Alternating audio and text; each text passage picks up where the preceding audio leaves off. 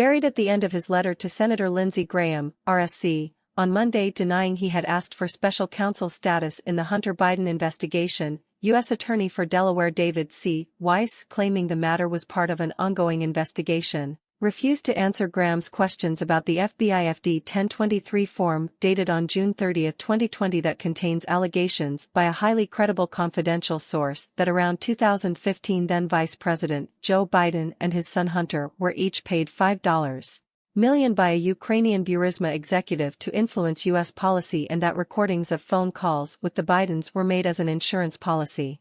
Weiss' response to Graham's June 28 letter came a day after Senator Chuck Grassley, Republican Iowa, sent a detailed letter to Weiss demanding answers about alleged efforts by Weiss staff to bury the FD-1023 investigation following an October 2020 briefing.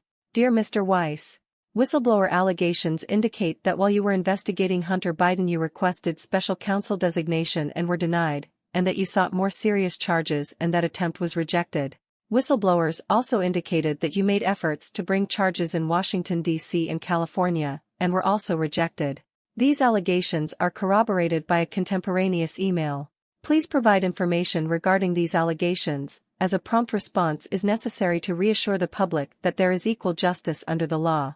I have been informed that you and your office were briefed on allegations in a FD-1023 form suggesting there may have been phone calls recorded between Hunter Biden and Joe Biden with a senior official at Burisma Holdings, a Ukrainian energy company. The FD-1023 in question alleges that the confidential informant told the Department of Justice and FBI that such tapes may exist. Were you in fact briefed on these allegations by United States Attorney Scott Brady or anyone else? If yes, what actions were taken to investigate this matter and what was the final disposition? As I write, I do not know if the allegations are credible, but I do know they are serious, and I believe it is incumbent on you to clarify and inform the public. I believe this can be achieved without compromising confidential sources. Sincerely, Lindsey O. Graham, Ranking Member, Senate Committee on the Judiciary. Weiss letter to Graham, via Politico. Dear Senator Graham, this is in response to your June 28, 2023, letter. As I recently explained to the Honorable Jim Jordan, since the whistleblower's allegations relate to a criminal investigation that is currently being prosecuted in the United States District Court for the District of Delaware, I have a duty to protect confidential law enforcement information and deliberative communications related to the case. As I likewise indicated, I welcome the opportunity to respond to these claims in more detail at the appropriate future time, as authorized by the law and department policy. To clarify an apparent misperception and to avoid future confusion, I wish to make one point clear. In this case, I have not requested special counsel designation pursuant to 28 CFR Section 600 ETSEQ. Rather, I had discussions with departmental officials regarding potential appointment under 28 U.S.C. Section 515, which would have allowed me to file charges in a district outside my own without the partnership of the local U.S. attorney. I was assured that I would be granted this authority if it proved necessary. And this assurance came months before the October 7, 2022, meeting referenced throughout the whistleblower's allegations. In this case, I followed the process outlined in my June 30 letter and have never been denied the authority to bring charges in any jurisdiction. Your questions about allegations contained in an FBI FD-1023 form relate to an ongoing investigation. As such, I cannot comment on them at this time. Sincerely, David C. Weiss, United States Attorney. Dear U.S. Attorney Weiss, based on information provided to my office from individuals aware of the meeting, on October 23, 2020, Justice Department and FBI special agents from the Pittsburgh field office briefed Assistant U.S. Attorney Leslie Wolf, one of your top prosecutors, and FBI special agents from the Baltimore field office with respect to the contents of the FBI-generated FD-1023 alleging a criminal bribery scheme involving then Vice President Biden and Hunter Biden. However, the meeting did not include any IRS agents. In addition, based on information provided to my office, potentially hundreds of Justice Department and FBI officials have had access to the FD-1023 at issue, which begs the question that I've been asking since the start of my oversight in this matter. What steps have the Justice Department and FBI taken to investigate the allegations? You, Attorney General Garland, and Director Wray have failed to answer.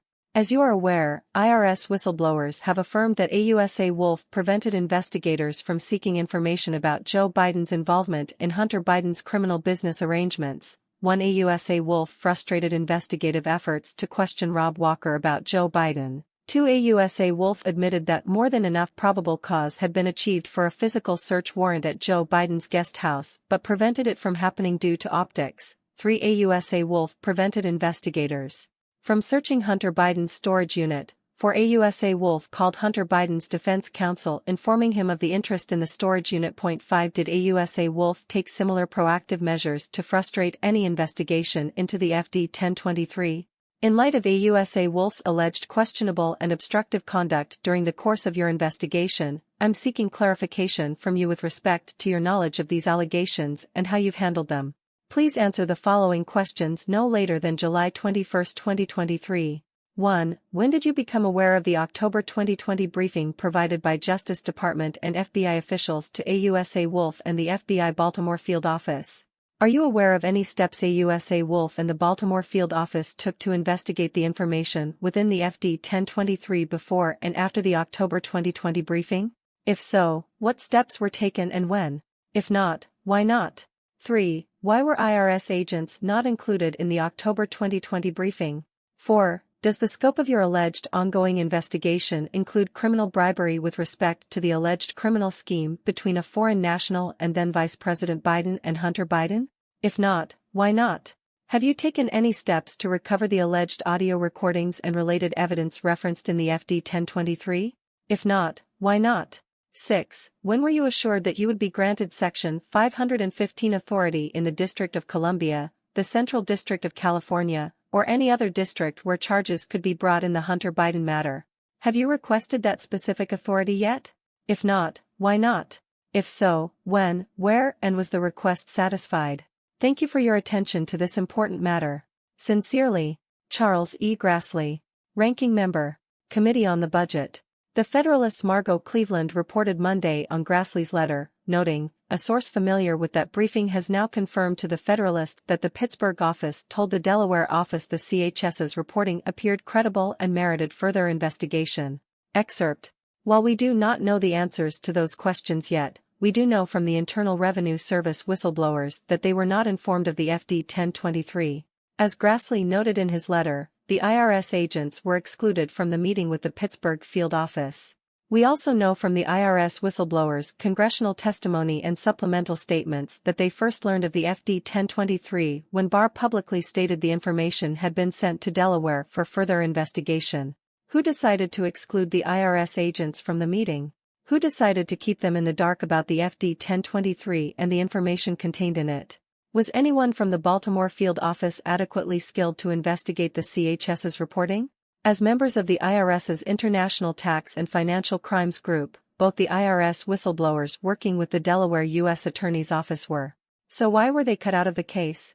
Following the release of Grassley's letter, a source familiar with the Delaware briefing told the Federalist that in addition to summarizing the contents of the FD-1023, the Pittsburgh office requested the FBI provide FD-1023 access to the Delaware U.S. Attorney's Office and the agents out of the Baltimore field office working on the case.